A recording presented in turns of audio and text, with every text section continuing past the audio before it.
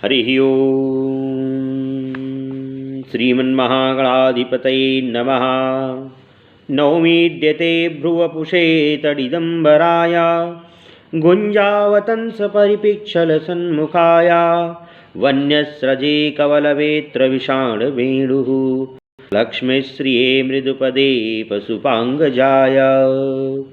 श्रीमन्नारायणे नारायणे नारायण भजमनि नारायणे नारायणे नारायण राघव नारायणे नारायणे नारायण माधव नारायणे नारायणे नारायण श्रीमनि नारायणे नारायणे नारायण लक्ष्मी नारायणे नारायणे नारायण भजमनि नारायण नारायणे नारायण श्रीमनि नारायणे नारायणे नारायण।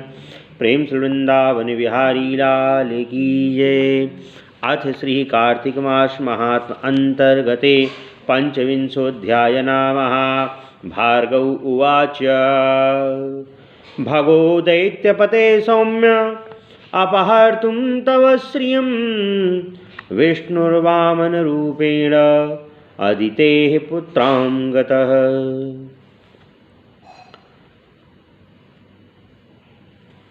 शुक्राचार्य ने राजा बलि को एकांत में बुलाकर कहा, तुम्हारे संपूर्ण ऐश्वर्य को छीनने के लिए श्री विष्णु आदित्य के पुत्र वामन के रूप में जन्मे हैं।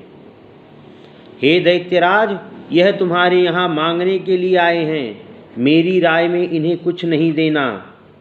हे राजन, सुनो, अपनी बुद्धि की अपेक्षा गुरु की बुद्धि अधिक सुख देती है, जबकि पराई बुद्धि नाश करती है और स्त्री की बुद्धि प्रलय करा देती है। जो हमारे शत्रुओं का हित करना चाहता हो उसे अवश्य ही मार डालना चाहिए, क्योंकि ऐसे हितनाशक किसी काम नहीं आते हैं। बलि बोले, हे गुरु, आप ऐसी धर्म विरोधी बात न कहें। यदि मैं स्वयं विष्णु को कुछ दूं तो इससे अधिक बड़ी बात क्या होगी। विद्वान लोग जिन विष्णु की प्रीति के लिए यज्ञ करते हैं, वे ही यदि साक्षात यहाँ आए हैं तो पृथ्वी पर मुझसे अधिक भाग्यशाली और कौन होगा। हे गुरु, दरिद्र व्यक्ति भी श्री विष्णु के लिए कुछ दान करता है तो वह दान अक्षय हो जाता है। श्री विष्णु स्मरण करने मात्र से ही अपने दुष्ट चित्त वाले पापियों को भी पवित्र करके उन्हें अपनी परम भक्ति प्रदान करते हैं। जिसकी जीभ के अग्रभाग पर हरि नामक 2 अक्षर विद्यमान रहते हैं, वह विष्णुलोक को प्राप्त होता है तथा पुनरागमन से छूट जाता है। जो लोग अग्नि, ब्राह्मण अथवा गुरु के मुख में हरि नाम का हवन करते हैं, उन पर विष्णु भगवान कृपा करते हैं। मैं विष्णु जी की संतुष्टि के लिए ही यह यज्ञ कर रहा हूँ।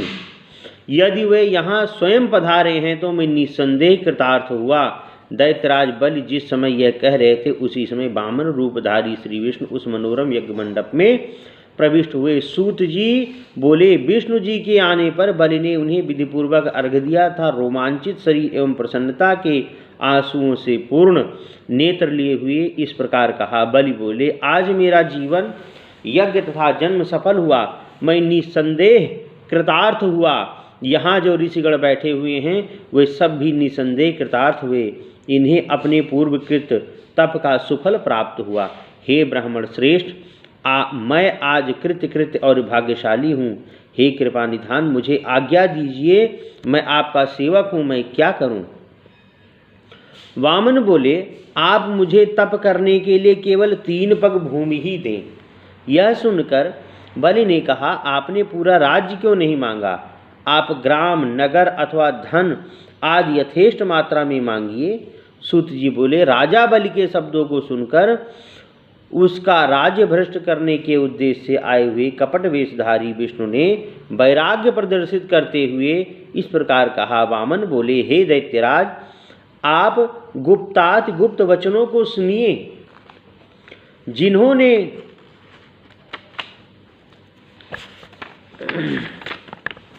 सब कुछ त्याग दिया है, उन्हें धन से क्या प्रयोजन।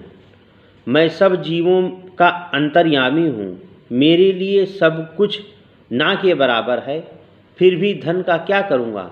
यह पृथ्वी क्षत्रियों के अधिकार में है, अतः सब लोग क्षत्रियों की आज्ञा का पालन कर परम सुख प्राप्त करते हैं, ऐसा शास्त्रों का कथन है। शांत चित्त वाले पुरुष तो सब भूतों को आत्मवत देखते हैं, ऐसे अभिन्न आत्मा वालों को कोई दाता क्या दे सकता है। क्षत्रियों को उचित है कि ब्राह्मणों को दान करें तथा ब्राह्मणों को भी उसे अपनी तपस्या का छठा भाग दान करना चाहिए। हे दैत्यराज, भूमि दान के महात्म को सुनो, इसे अन्य कोई नहीं सुना सकता है। जो लोग विद्वान गृहस्थ ब्राह्मण को थोड़ी सी भी भूमि दान करते हैं, उन्हें ब्रह्मलोक प्राप्त होता है तथा पुनर्जन्म नहीं होता है। भूमिदानी मानो सर्वस्व दे देता है और मोक्ष का भागी बनता है। सतपात्र को भूमि दान करने से सभी दानों का फल प्राप्त होता है। ब्राह्मण वृत्तिहीन तथा निर्धन गृहस्थ को फसल उत्पन्न करने वाली पृथ्वी का दान करने से जो फल प्राप्त होता है, उसे सुनो। गंगा तट पर विधिपूर्वक सैकड़ों अश्वमेध यज्ञ करने से मनुष्य को जो फल प्राप्त होता है, वही भूमिदान करने से मिलता है। हे राजन, निश्चला पृथ्वी किसी के साथ नहीं जाती। मानधाता जैसे महान राजा भी इसे यहीं छोड़कर देवलोक को चले गए। इस चंचला संपत्ति का जो लोग दान करते हैं, उन्हें श्रेष्ठ गति मिलती है और वे इस जीवन में तथा अगले जीवन में कृतार्थ होते हैं। भूमिदान जैसा दान भूत और भविष्य में अन्य कोई नहीं है। ये सब पापों को नष्ट करने वाला तथा मुक्ति फल देने वाला है। हे दैत्यराज, मैं तुम्हें एक इतिहास सुनाता हूँ, इसे श्रद्धापूर्वक सुनने मात्र से ही भूमिदान जैसा फल प्राप्त होता है। प्राचीन काल में भद्रमति नामक एक महामुनि हुए। वे दरिद्र था, वृत्तिहीन थे, कोई काम नहीं था उनके पास।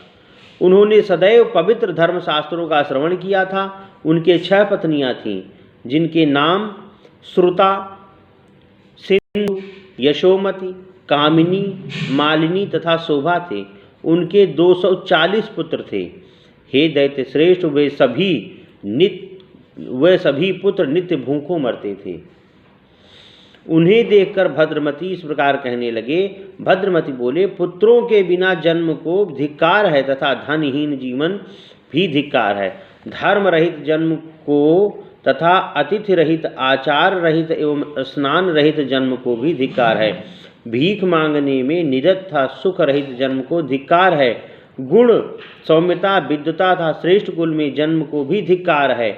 बुद्धिमान होते हुए भी दरिद्र व्यक्ति को पत्नी, पुत्र, पौत्र, भाई, बंधु तथा शिष्य आदि त्याग देते हैं, जबकि चांडाल जैसे कर्म करने वाला ब्राह्मण भी भाग्यवान होने के कारण पूजा जाता है।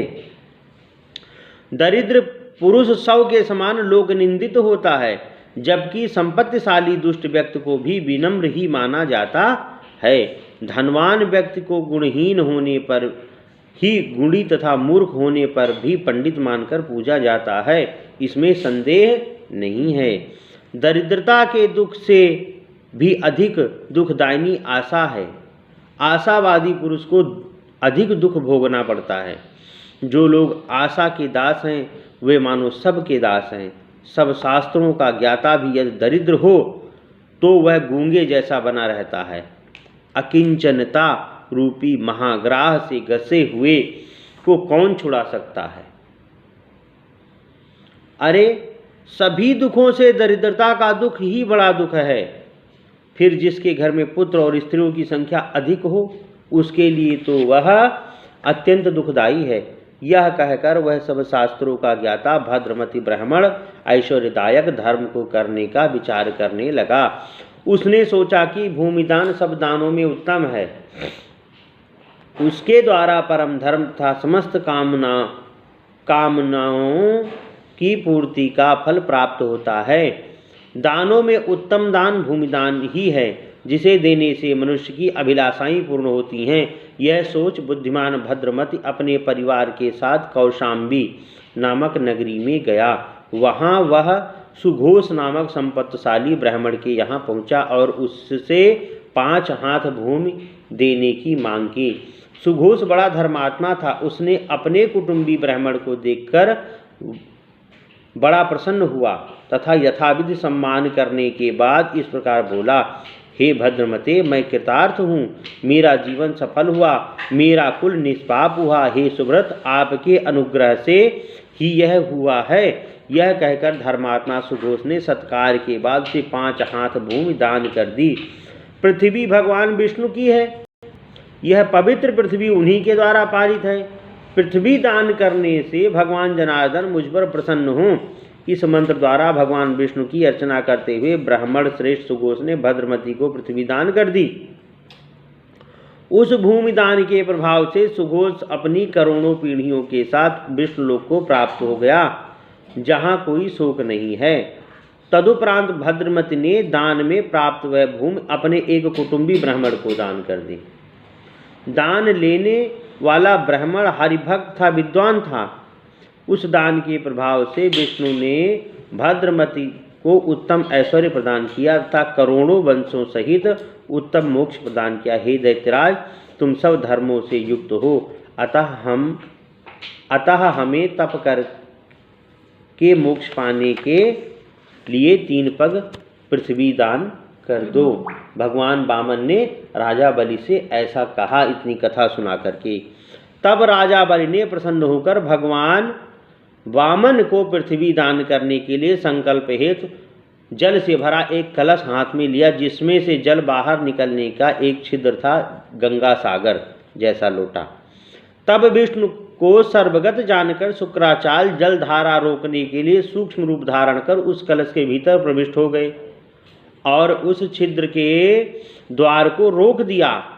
उस समय विष्णु ने सारी घटना को समझकर कलश के छिद्र को खोलने के लिए अपने हाथ में एक कुश लेकर छिद्र मार्ग में डाल दिया।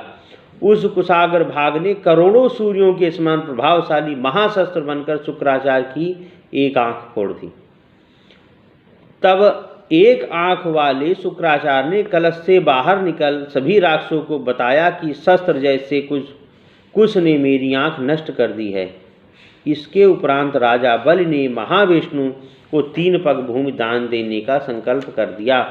तभी विश्वात्मा विष्णु ने अपना शरीर ब्रह्मलोक तक बढ़ा लिया। उन्होंने अपने 2 पांव में ही संपूर्ण पृथ्वी नाप ली। उन विराट रूपधारी विष्णु का शरीर ब्रह्मांड के अंत तक फैल गया।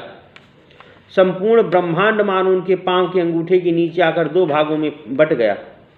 अंगूठे के उस मध्य भाग में ब्रह्मशल्य से अनेक धाराएं फूट पड़ी। उस लोक पावन निर्मल जल ने विष्णु के चरणों का प्रक्षालन किया। फिर वह ब्रह्मा सलिल धारा के रूप में आगे बह चला। उस जल ने ब्रह्मा आदि देवताओं को पवित्र करते हुए सप्तऋषियों आदि की पूजा प्राप्त की। फिर वह सुमेर पर्वत के ऊपर जा पहुंचा। उस अद्भुत दृश्य को देखकर ब्रह्मादि देवता तथा ऋषि मुनि प्रसन्न और आश्चर्यचकित हुए। ब्रह्मादि देवताओं ने कहा, हे परेश, हे परमात्म स्वरूप परब्रह्मन अनंत मूर्ति, आपको नमस्कार है। हे ब्रह्मात्मा, ब्रह्म परात्म बुद्धि, कर्मशील, परात्म रूप, परात्पर, अखिल रूपधारी, आपको नमस्कार है।